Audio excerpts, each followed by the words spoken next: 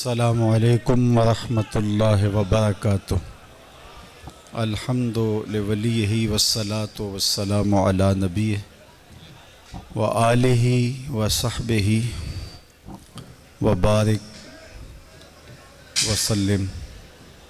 قال اللہ تعالی وتبارک فی القرآن المجید والفرقان الحمید فی شان حبیبہ مخبرا وآمرا ان اللہ وملائکتہ یصلون علی النبی یا ایہا الذین آمنوا صلوا علیہ وسلموا تسلیما۔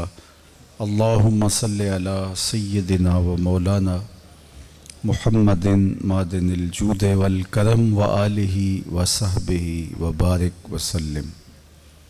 تمام حمد و ثنا تعریف و توصیف اللہ جل مجدہ الکریم کی ذات بابرکات کے لیے، رسول رحمت شفیع معظم نبی محتشم حضور ختم المرتبت صلی اللہ علیہ وآلہ وسلم کے حضور ناز میں اپنی عقیدتوں، ارادتوں اور محبتوں کا خراج پیش کرنے کے بعد واجب الاحترام ذوی الاحتشام عالی مرتبت سامعین و حاضرین، السلام علیکم ورحمۃ اللہ وبرکاتہ۔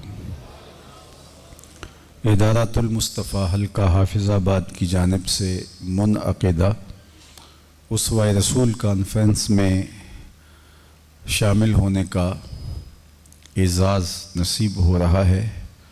اللہ تعالی احباب کو اس اجتماع کے انعقاد پر دنیاوی اور اخروی برکتوں سے مالا مال فرمایا جائے، اور حضور علیہ السلام کے تذکار دل نواز کی خوشبو سے ہمارے مشام ہستی یوں ہی معطر ہوتے رہیں۔ موسم رحمت ربیع الاول شریف اپنی تمام توانائیوں کے ساتھ جلوہ گر ہوا، اور یہ مہینہ آدھا سفر طے کر گیا، لیکن حضور کے تذکار کی خوشبو اسی طرح پھیلتی چلی جا رہی ہے۔ صدیوں قبل اس سرزمین پہ، اس کائنات پہ حضور جلوہ گر ہوئے تھے، لیکن ماحول کی شگفتگیاں بتاتی ہیں جیسے کوئی کل ہی گزر کے گیا ہو۔ زمین سے آسماں تک، آسماں سے لامکاں تک ہے، کہاں کھولے تھے گیسو یار نے، خوشبو کہاں تک ہے۔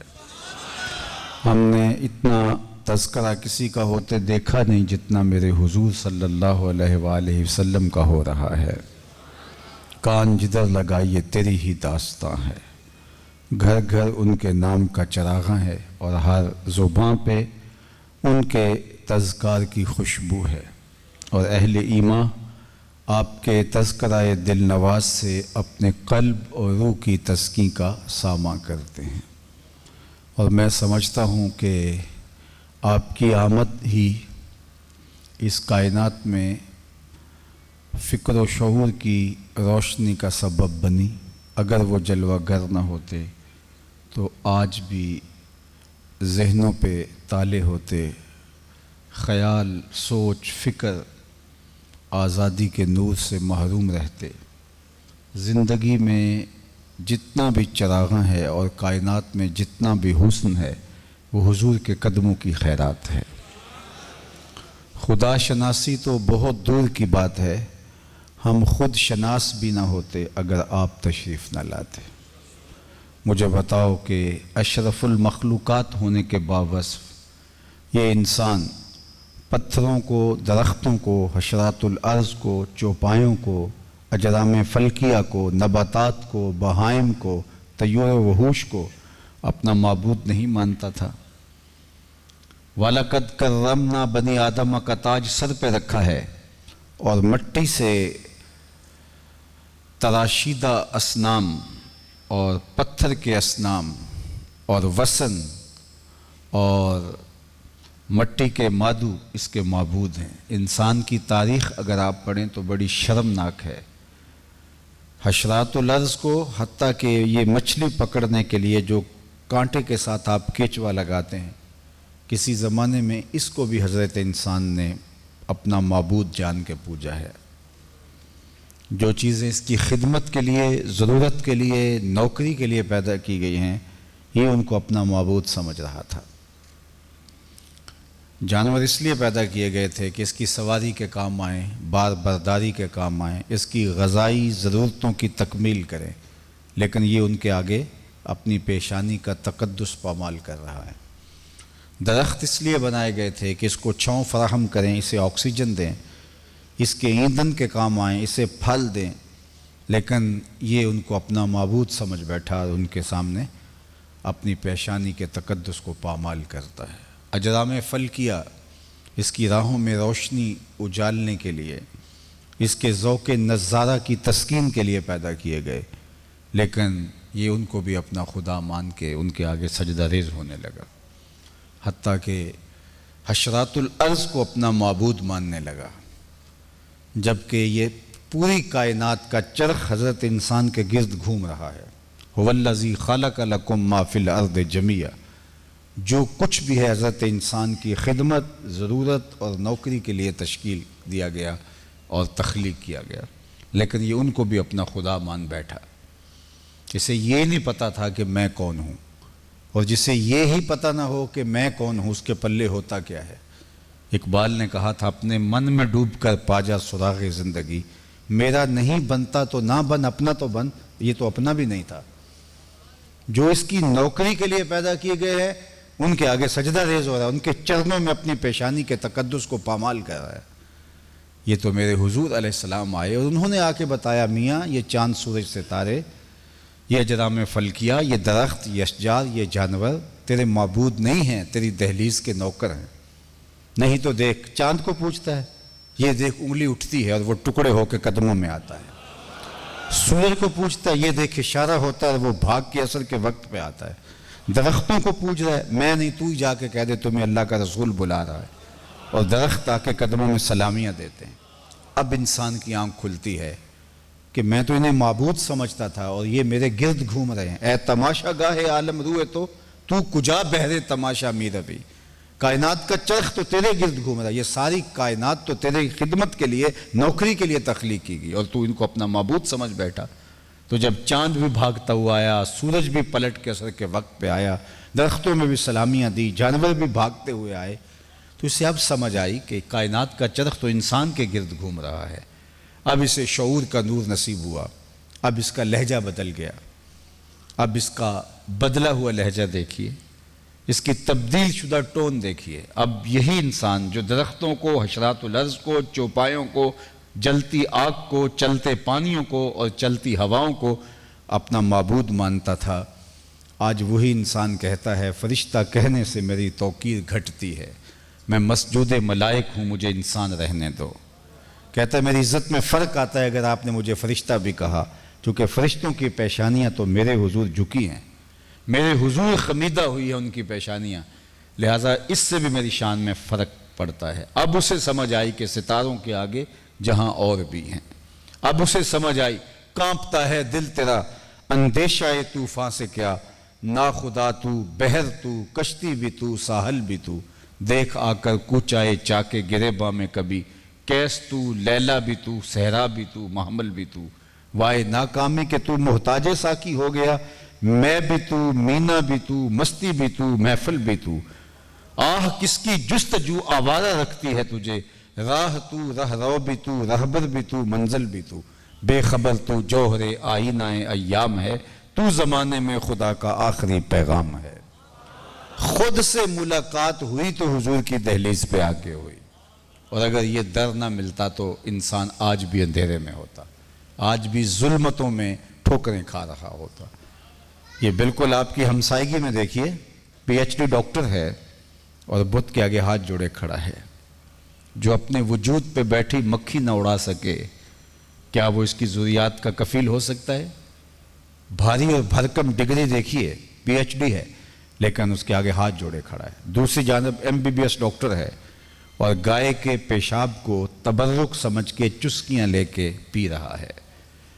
اس کی طب نے اسے کچھ نہیں بتایا، اس کی طبع میں کوئی نفاست نہیں ہے، اس کو کوئی تعفن محسوس نہیں ہوتا۔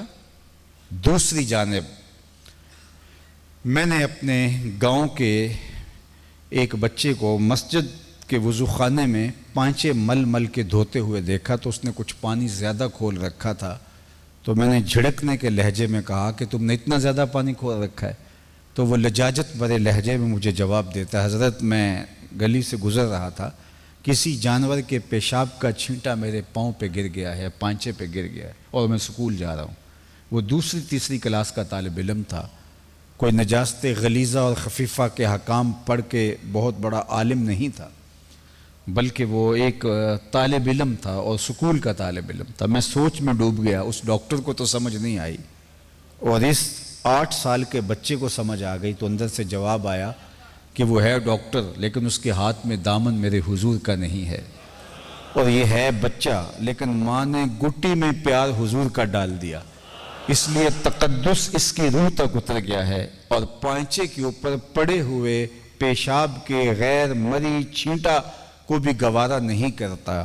اللہ اکبر! یہ ہے جس کو شعور کا نور اور وابستگی میرے حضور علیہ السلام سے نصیب ہوئی، اور جن کو وہ در نہیں ملا وہ آج بھی ظلمتوں کے مارے ہوئے۔ سید سلیم گیلانی مرحوم نے قلم توڑ دیا، نہ خرد کی روشنی تھی نہ جنوں کی آگہی تھی، نہ خرد کی روشنی تھی نہ جنوں کی آگہی تھی، تیری رہبری سے پہلے یہ جہاں جہاں نہیں تھا، تیرے آستان سے پہلے کوئی آستان نہیں تھا، میں وہ زمین تھی جس کا آسمان نہیں تھا۔ آج زندگی کا جتنا نور و سرور ہے، روشنیاں ہیں، اجالے ہیں، خیر ہے، یہ سب حضور کے قدموں سے پھوٹی ہے۔ اس لیے ہمارے اوپر قرض ہے جناب رسالت مآب صلی اللہ علیہ وآلہ وسلم کا کہ ہم اپنی زندگی کو ان کی سیرت کے سانچے میں ڈھال دیں، ان کے اسوہ کو اپنے اندر اتار لیں۔ ہمارے بدن پہ اتنے بال نہیں ہیں جتنے رسول اللہ کے احسانات ہیں، ہمارا بال بال قرض رسالت میں جکڑا ہوا ہے۔ یہ کچھ خواتین نے نعرے لگائے اور آزادی کی بات کی، اور اسلام ان کو بوجھ لگا، تو میں نے کہا کہ عورت تو پکڑ کے زندہ درگور کر دی جاتی تھی، تمہیں تو شکریہ ادا کرنا چاہیے فاطمہ کے بابا کا کہ جن کے صدقے سے عورت کو عزت اور وقار کی چادر نصیب ہوئی ہے۔ مسند تقدیس اگر نصیب ہوئی ہے تو وہ آمنہ کے فرزند ارجمند کے صدقے سے نصیب ہوئی ہے۔ ہماری ساری عزتیں اور آبروئیں ابوا کی اس مٹی پہ قربان جہاں حضور کی والدہ آسودہ خاک ہیں، ان کے صدقے سے آج ہمیں جو شعور اور ادراک کا نور نصیب ہوا۔ اور میں یہ بات کہتا ہوں، کائنات میں جہاں بھی آپ کو خیر ملے، جہاں بھی شعور ملے، جہاں بھی فہم و ادراک کی سجی ہوئی کہکشائیں ملے، چاہے وہ کفر کا دیس ہو، وہ صدقہ ہے محمد ربی کے قدموں کا صلی اللہ علیہ وآلہ وسلم۔ اگر وہ نہ آتے تو آج بھی ظلمت اور آج بھی اندھیرے اور آج بھی جو ہے وہی ظلم و تعدی اور جور و جبر کا بازار گرم ہوتا۔ تو یہ سارا شعور اور نور اور سرور اور کیف و مستی ان کی دہلیز سے زمانے کو نصیب ہوئی ہے۔ اس لیے ہمارے اوپر قرض ہے ان کا۔ آج میں اور آپ اپنے آقا و مولا سے محبت کا دم بھرتے ہیں، اور اس میں کوئی شک نہیں کہ ہمیں حضور علیہ السلام سے ضرور محبت ہے۔ نہ محبت ہے تو ہم کام کاج چھوڑ کے یہاں پہنچے ہیں، محبت ہے تو یہ دوست اپنے ہاتھوں سے یہ سارے اسٹیج کو سجایا ہے اور ماحول میں آراستگی پیدا کی ہے، اور دعوتی عمل کئی دنوں سے جاری کیے ہوئے ہیں۔ میں بھی اتنا لمبا سفر کاٹ کے آیا ہوں تو ظاہر ہے کہ میرے اندر بھی کچھ رکھا ہے، تو میں ایک مسافت کاٹ کے آیا ہوں اور پھر آگے بڑھ جاؤں گا۔ لیکن میں کہتا ہوں کہ ہماری یہ محبت، اس کا انکار نہیں، لیکن ادھوری ہوگی جب تک اس محبت کو ہم آقا کریم کے اطاعت، فرما برداری اور احکام کی پیروی میں نہ لگا دیں۔ ہماری محبت ہم سے تقاضا کرتی ہے کہ ہم جن سے محبت کا ادعا رکھتے ہیں ہماری زندگی ان کے بتائے ہوئے طریق کی مطابقت میں ہو۔ میرے استاد فرمایا کرتے تھے، یہ نہ ہو کہ لوگ تمہیں پوچھیں تم کون ہوتے ہو، تمہیں بتانا پڑے جناب ہم مسلمان ہوتے ہیں، یہ دیکھو مذہب کے خانے میں اسلام لکھا ہے۔ آپ فرمایا کرتے تھے، نہ کسی کو پوچھنے کی نوبت آئے اور نہ تمہیں بتانے کی ضرورت ہو، تمہاری وضاقتہ، تمہارا طرز زندگی، تمہارا انداز حیات ایسا ہو کہ تم دور سے چلے آ رہے ہو، لوگ کہیں وہ دیکھو حضور کا غلام آ رہا ہے۔ اور اگر ہمیں بتانا پڑے جناب ہم مسلمان ہوتے ہیں، جس نے ہمارے ساتھ کاروبار کیا اس کو تو پتہ نہیں چلا ہم مسلمان ہوتے ہیں، جس نے ہمارے ساتھ رشتہ داری کی اس کو تو پتہ نہیں چلا کہ ہم مسلمان ہوتے ہیں، اور پھر ہم زبان سے بتانا ہوگا۔ ہم عاشق رسول ہیں تو کیا ہمیں زبان سے بتانا پڑے گا؟ ہمیں یہاں کوئی جو ہے وہ بیج لگانا پڑے گا کہ ہم عاشق رسول ہیں، ہمیں پہچان لیجئے؟ عشق تمہارے چہرے سے دکھائی دے گا، تمہارے رویوں سے ٹپکے گا، تمہارے طرز معاشرت سے دکھائی دے گا۔ تم دور سے آ رہے ہوگے تو پھر بھی پتہ چلے گا یہ عاشق رسول ہے، تم کسی کے نیڑے لگو گے تو پھر بھی پتہ چلے گا یہ عاشق رسول ہے۔ تو محبت تقاضا کرتی ہے محبوب کی اداؤں میں ڈھل جانے کی، اور میں اور آپ اپنے آقا و مولا حضور ختم المرتبت صلی اللہ علیہ وآلہ وسلم سے اگر پیار کرتے ہیں تو ہم دیکھیں کہ ان کے بتائے ہوئے طریق کے مطابق ہم کہاں تک کھڑے ہیں۔